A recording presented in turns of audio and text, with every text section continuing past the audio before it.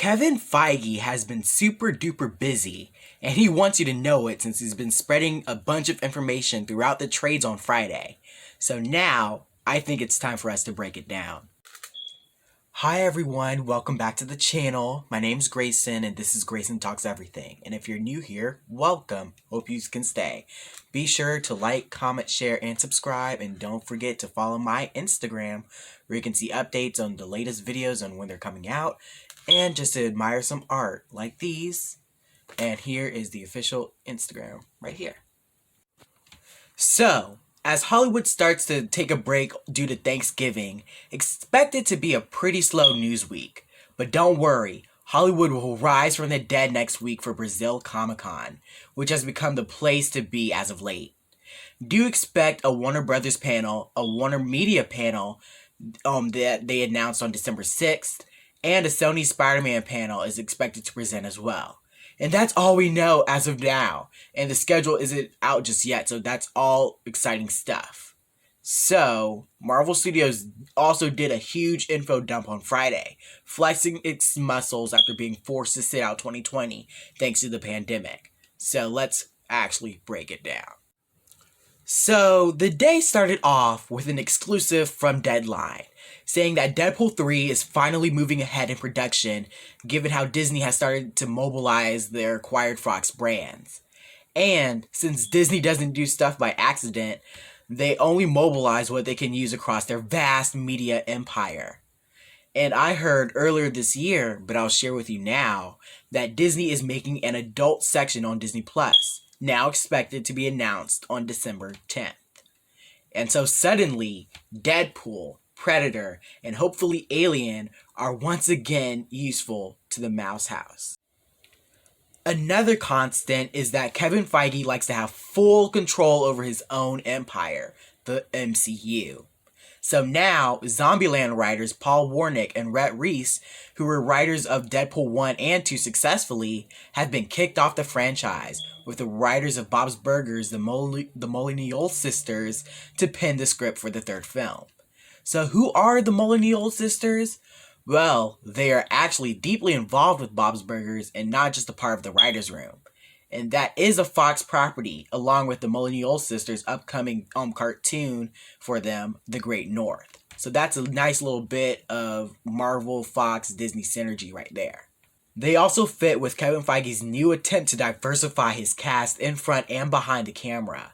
So now, Kevin Feige, since he did his job hiring new, exciting talent, it's now up to the creative team to deliver in their new roles, unlike how the Captain Marvel directors didn't deliver on their one job of directing the film correctly. So that was kind of unfortunate.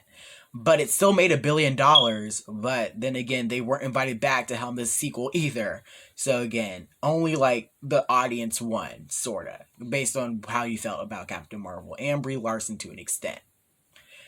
But considering their work, the Molyneux sisters' work on Bob's Burgers, are they actually funny? Now, I personally think the writing and the execution on Bob's Burgers is very, very funny. But I don't think they're Deadpool level funny. But then again, Ryan Reynolds is probably the greatest safety net anyone could ask for when they're writing a comedy. So, yeah. And it said in the Deadline article that Ryan Reynolds personally chose the two writers. So I'm not doubting that he'll rework the script where it needs reworking. So not only do I trust Kevin Feige's judgment, but I trust Ryan Reynolds' judgment as well. Also, since the Molyneux sisters tend to focus on family comedy, and like Deadpool said in Deadpool 2, a team is their family, so we shall see what Kevin Feige has in store for Deadpool in the future, because it does seem already like a clear deviation from the two films. Feige, like I said earlier, doled out his riches fairly to the trades, and gave the Hollywood Reporter the rundown of his upcoming production slate, with the main hub being Atlanta. So now we know that Loki and the Falcon and the Winter Soldier are still being completed due to forced stops due to the pandemic. Ms. Marvel, Spider-Man 3, and Doctor Strange 2 are currently filming, which we already know now due to set photos from Spider-Man 3 and Ms. Marvel. Thor Love and Thunder will start filming in January 2021. With the Guardians of the Galaxy, I heard are going to be taking place in there. They're also like a lot of them have just started to come down there to film. She-Hulk and Moon Knight have started filming or are about to start filming in March 2021. I'd also like to add that Black Panther 2 will start shooting in July 2021 for 6 months, which is to me kind of odd or kind of a long shoot, especially since most movies only shoot for 3 months and then go to post production for a couple more weeks. But then again, due to the massive curveball that got thrown to Marvel Studios and Ryan Coogler earlier this year, due to the tragic death of Chadwick Boseman, they might be using that extra time to rework the movie, write the script or rewrite the script, or just make some extra scenes or do extra CGI work. Ant-Man 3 and Guardians of the Galaxy 3 start filming sometimes later in 2021, like late 2021. And the Blade reboot is currently looking for writers, so that's always exciting. I'm actually really excited for Blade. There is really no mention of when filming will begin for Captain Marvel 2, even though it already has its director, Nia DaCosta. We also haven't heard anything about when filming for that Nick Fury-led TV show will start, which I heard will lead up to a Secret Invasion movie, which is actually pretty cool, and I'm excited to see that as well. We also have not heard anything about the Hawkeye TV show and when it's going to start filming, even though Jeremy Renner has shared and has told us that he started to work out for the role. Now, for Black Panther 2, The Hollywood Reporter specifically name-checked Lupita Nyong'o, Angela Bassett, Winston Duke, and Letitia Wright as returning for the second film, with Shuri having a more prominent role, which is to be expected due to the fact that Shuri did take up the mantle of Black Panther for some time when T'Challa was severely injured in the comics. But some fans, understandably, think that it would be unforgivable and downright insulting to lose a strong black male in the MCU. So this has actually set off a huge argument on both Twitter and Instagram when this news came out. But there is an obvious fix to this. So, in Ryan Coogler's first Black Panther film, it heavily focused on how black women were very important to the black community as a whole, which they are. So, it's obvious that Shuri becoming Black Panther would play into that, and is worthy of being explored now that the opportunity has unfortunately presented itself. But I, along with probably Ryan Coogler, feel that it would be a shame to lose such a representation for the black male community. So, why not have two Black Panthers?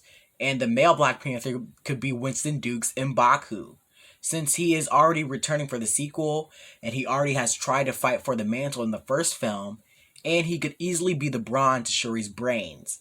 It would also give the two major character development, having to work alongside each other, which they so desperately need, and could represent how men and women in the black community rely on each other more than they think they do. So that would actually be a pretty interesting idea. I heard some of you guys would just say just recast Black Panther or just recast T'Challa more specifically, but I honestly feel that would be insulting to both that would be insulting to Chadwick Boseman's legacy, and honestly, I think it would kind of be insulting to the fans and his family. So, and then somebody said, I heard rumblings that they're probably going to do a CGI scene with him, where he's probably going to show up in a battle or something like that to say a final goodbye, which I feel like would be more acceptable. I heard he probably would not have lines though, so we just have to see how that works out. But my two Black Panther idea, I really wanted to see that on screen, just so it could be a compromise for both two groups who want Shuri to be on screen as Black Panther, just to show how comics accurate they are, and it keep a strong black male lead for M'Baku. Because I feel like people would be upset if Shuri just took on the mantle, even though it's comics accurate, and people would be upset if they just passed it on to another male and just passed up on Shuri, which would anger even more fans who have read the comics and feel like that would be disrespectful to the character. So I feel like, honestly, everyone's going to be mad either way.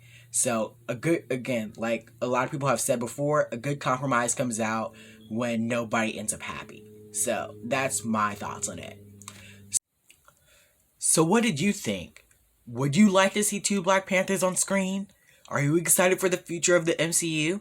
Share your thoughts down below, and don't forget to subscribe to Greyson Talks Everything, and also follow my Instagram to adore some art and just to get regular updates on when videos are coming out.